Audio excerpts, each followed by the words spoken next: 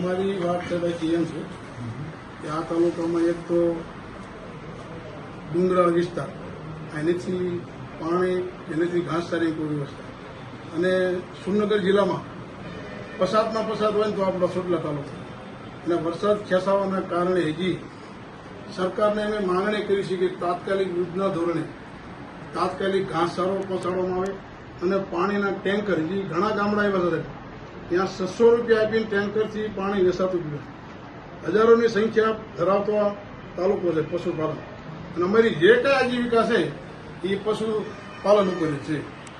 એટલે અમે આજ આવેદનપત્ર આપ્યા છીએ સાહેબને, સરકાર સુધી અમારી વાત પહોંચાડો ને એવી અમારી માંગણી.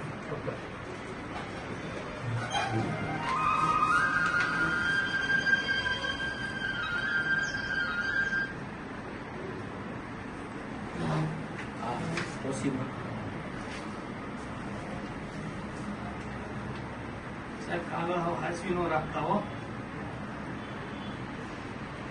ના નહીં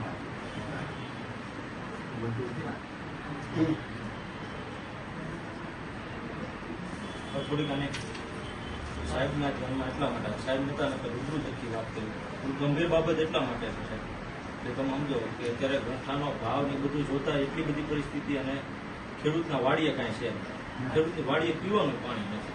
એટલે મહત્વનું તો એ છે તાત્કાલિક જો ઘાસચારાની વ્યવસ્થા થાય ને તો પીવાનું રોજનું 600 રૂપિયાનું ટેન્કર લઈને પાય. 600 રૂપિયાનું ટેન્કર ને પ્લસ આ ઘાસચારો, એટલે કાં પશુ હવે આપણે નાબૂદ થઈ જશે, કાંઈ ત્યાં લોકો હિજરત કરવા માટે મજબૂર થાય એવું છે. એટલે તાત્કાલિક આ વ્યવસ્થા કરવામાં આવે.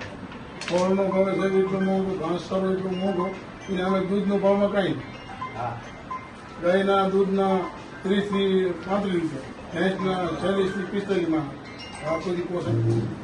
જાહેરના દરે બજાર